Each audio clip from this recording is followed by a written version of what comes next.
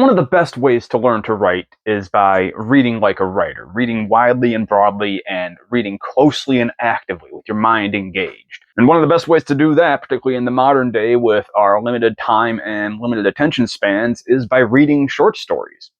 And so today I'm going to guide you through a little bit of a close reading of what's widely considered one of the greatest short stories of all time, one of the most widely anthologized and influential, Guy de Maupassant's The Necklace.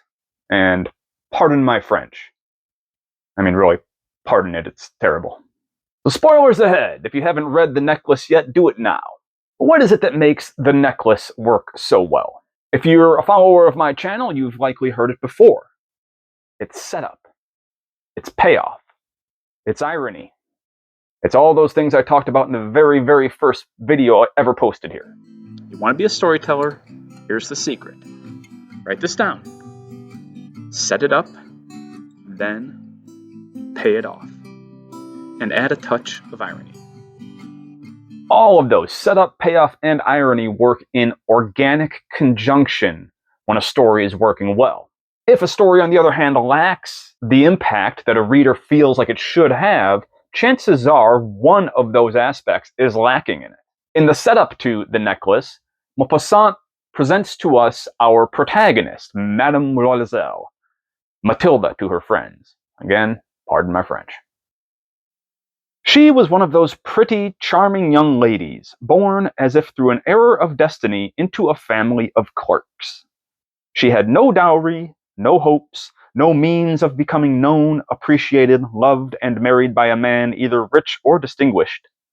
And she allowed herself to marry a petty clerk in the office of the Board of Education.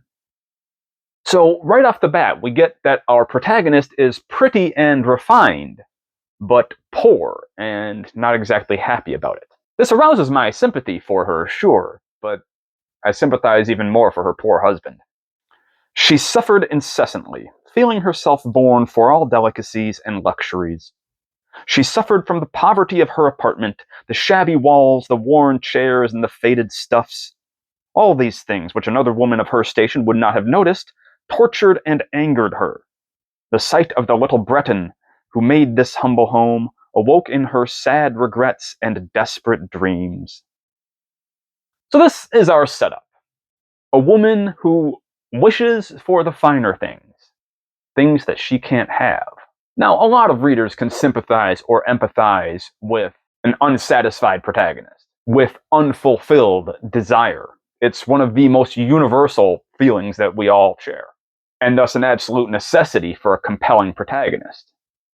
She had neither frocks nor jewels, nothing, and she loved only those things. She felt that she was made for them. She had such a desire to please, to be sought after, to be clever and courted.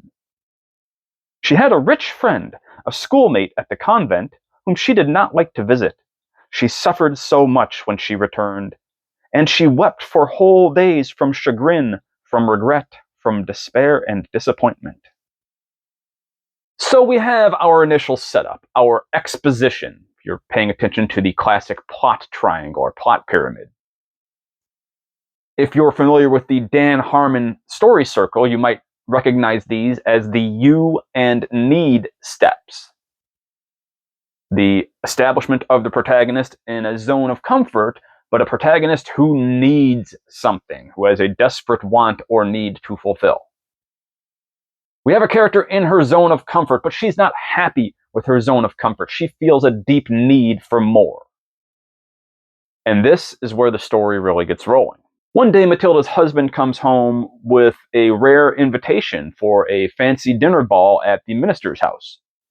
He thinks that his wife will be elated by it, but instead she's deeply depressed and outright angry. And ultimately she breaks down in tears, bewildering the poor man. Of course, she's upset because she has no nice dress to wear to the event.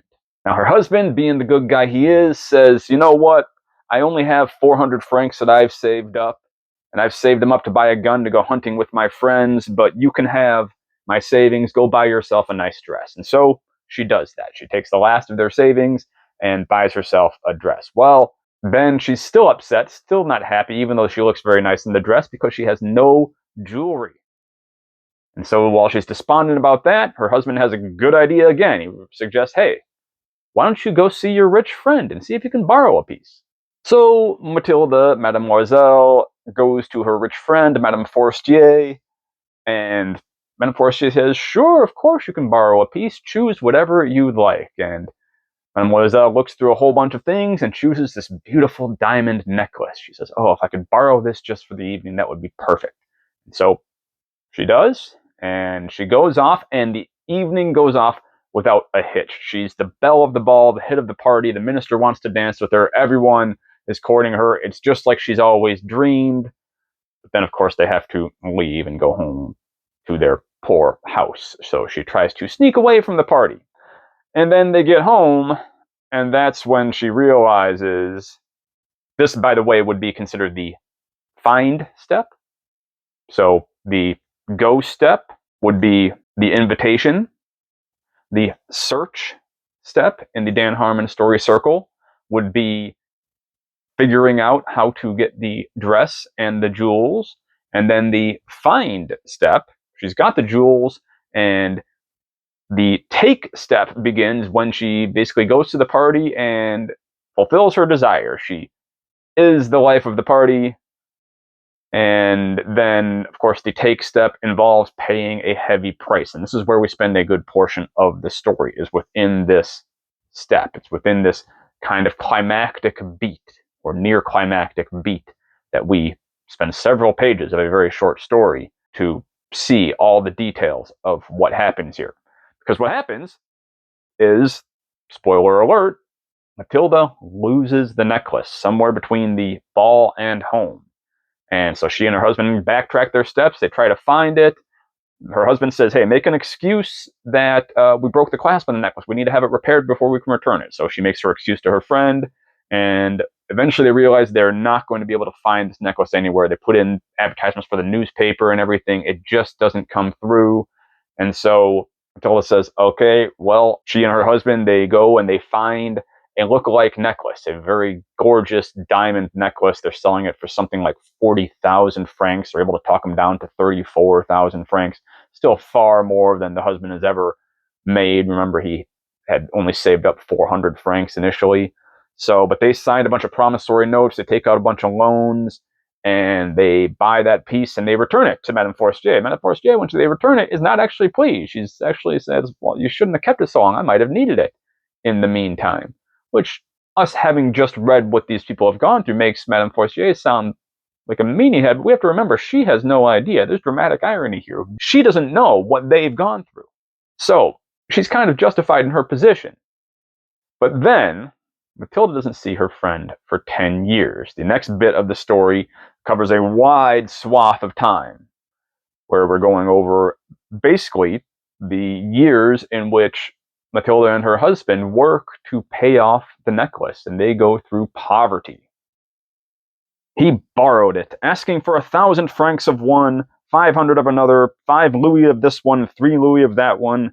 He gave notes, made ruinous promises, took money of usurers and the whole race of lenders. He compromised his whole existence, in fact, risked his signature without even knowing whether he could make it good or not.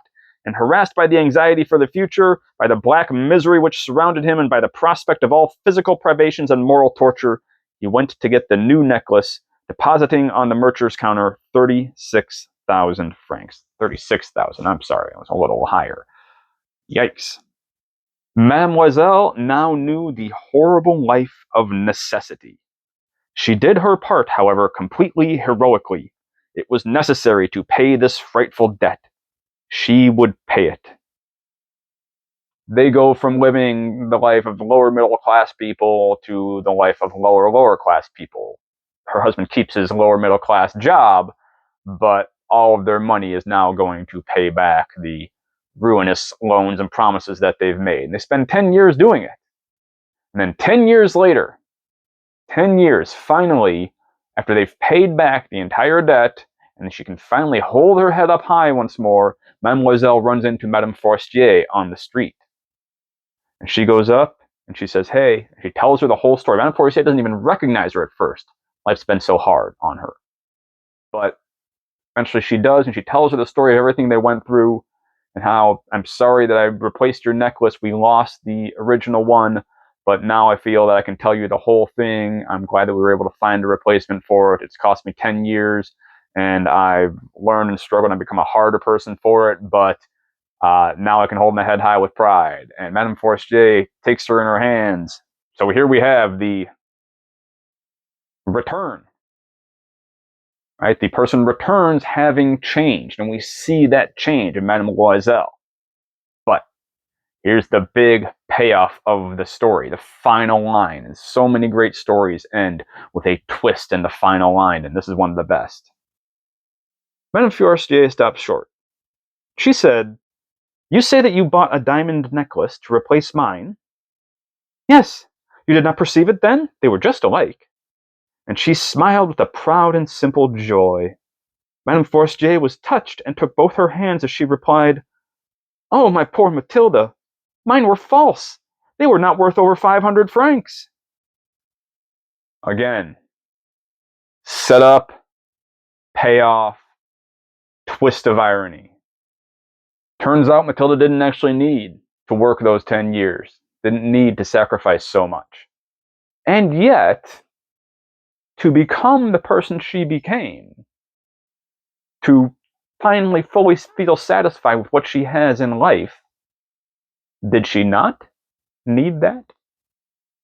There's kind of a rule, an unspoken rule in storytelling. Characters don't always get what they want. They always get what they need, even if it's exactly the opposite of what they want.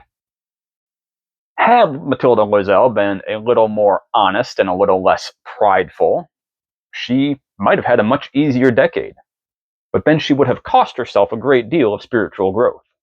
And again, while she might have wanted the former, she needed the latter. Can you craft a story with a compelling setup and a powerful, ironic twist ending like The Necklace? What other writing lessons have you drawn from great stories, beyond just the structure and the way that's set up and the way the character is built up and the way we see the ironic payoff, and the rest of it is left to us? What is left to the reader is our imagination of what the aftermath of that sentence is going to be. Mine were false. They were not worth more than 500 francs. You spent your whole life doing nothing is the implication. You spent your life wasted. But what conclusions can we draw as readers? How can you write a story with such an ending that you leave the reader with questions that they are continually going over and over again in your mind? Your story sticks with the reader that way. Leave your thoughts on this short story in the comments below. What other stories would you like me to cover, to go through reading like a writer and touch on the little details that we can pull out of them as writers to apply to our own craft? Leave them in the comments below. Like the video, subscribe to the channel, become a member if you are so up for it, and join the channel. Click that join button. Join my current members who are helping to support me, help me to make more and better videos as we go, and you get a bunch of cool free stuff in the process. And until next time, good luck and good writing. Peace.